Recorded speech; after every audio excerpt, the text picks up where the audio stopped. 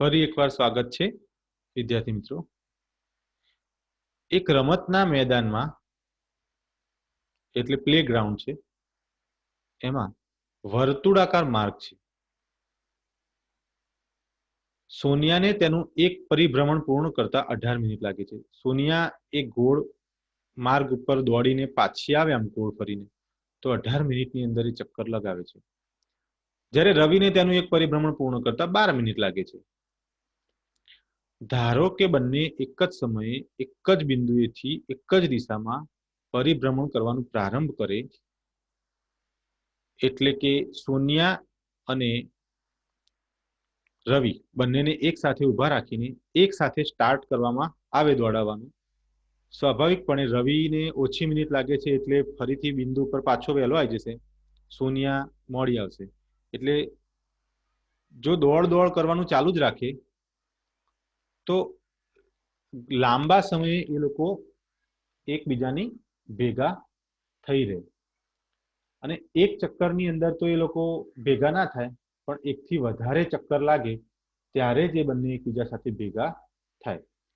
તો આપણે કહી શકીએ કે અહીંયા 18 મિનિટની અંદર કે 12 મિનિટની અંદર એ લોકો ભેગા નહીં થાય ફરીથી, પરંતુ વધારે ચક્કર લાગ્યા પછી એટલે કે વધારે મિનિટો થયા પછી એ લોકો ભેગા થશે।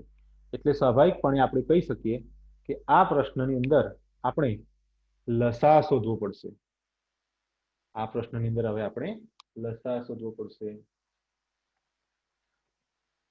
જે લોકો ના સમજ્યા હોય એ લોકો માટે ફરીથી છે, જે લોકો સમજી ગયા હોય એ લોકો આગળ દોડાવી દેજો, હું અત્યારે ફરીથી સમજાવું છું। રમતના મેદાનની અંદર સોનિયા સ્ટાર્ટિંગ પોઈન્ટથી દોડવાનું ચાલુ કરે અને ગોળ ફરીને પાછી આવે તો 18 મિનિટ લાગે છે, જ્યારે રવિ એ ત્યાંથી નીકળે અને ગોળ ફરીને પાછું આવે તો એને 12 મિનિટ લાગે છે। હવે આપણે શું કરવાનું છે, બંનેને સાથે મોકલવાના છે અને જોવાનું છે કે ફરી સ્ટાર્ટિંગ પોઈન્ટ ઉપર બંને ક્યારે એક સાથે ભેગા થાય છે। જેમ કે પહેલા આંટાની અંદર રવિ આગળ નીકળી જશે, બીજા આંટાની અંદર પણ રવિ તો આગળ જ હશે, પણ અમુક સમયમાં એવું થશે કે રવિ આગળ નીકળતા સોનિયા કરતા એક આંટો વધારે મારીને ત્યાં સ્ટાર્ટિંગ પોઈન્ટ ઉપર ભેગો થઈ જશે।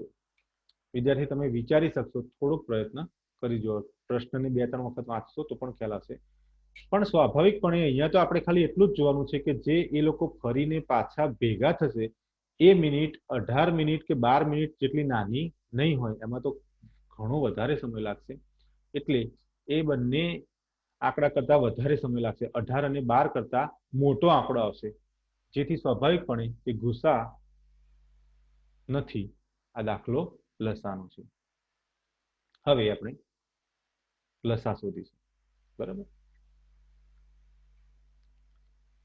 અહીં પ્રશ્ન વાંચતા સમજાય છે કે 18 મિનિટ અને 12 મિનિટના લસા જેટલા સમય બાદ બંને પ્રારંભ બિંદુ પર ભેગા થશે। વિદ્યાર્થી મિત્રો, વ્યવસ્થિત રીતે આ રીતે લખાણ જરૂરી છે।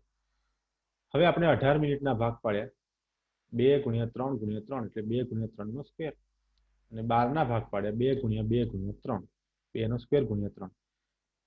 લસા લેવા માટે 2 અને 3 બંનેની વધુ જ ઘાતને ધ્યાનમાં લઈશું, તો લસા બંનેનો જે લસા છે એ કેટલો આવશે, તો પહેલા 2 ની ઘાત ધ્યાનમાં લઈશું। 2 ની ઘાત પહેલામાં 1 ઘાત છે, બીજામાં 2 છે, એટલે આપણે 2 ઘાત ધ્યાનમાં લેવાની વધારે। 3 ની વાત કરીએ તો પહેલામાં 3 માં 2 ઘાત છે, બીજામાં 1 જ ઘાત છે, એટલે આપણે 2 ઘાત લેવાની વધારે। હવે 2 નો વર્ગ 4 ગુણ્યા 3 નો વર્ગ 9, 9 ચોક 36।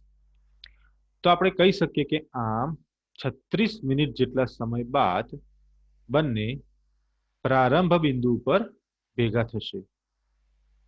ઓકે, કેટલી મિનિટ પછી ભેગા થશે ફરી પાછા? 36 મિનિટ પછી।